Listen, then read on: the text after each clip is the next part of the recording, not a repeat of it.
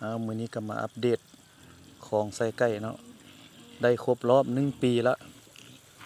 นำรอบคลองก็มีกล้วยพร้อมปลูกกล้วย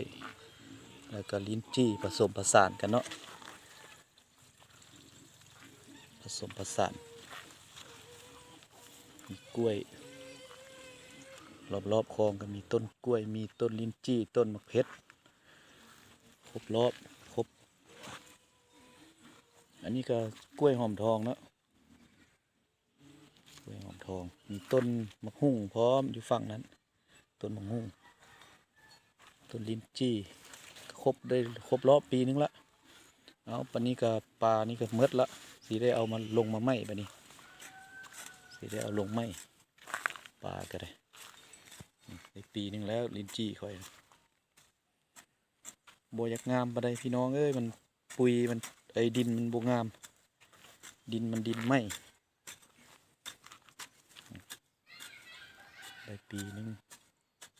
ครบรอบแล้ว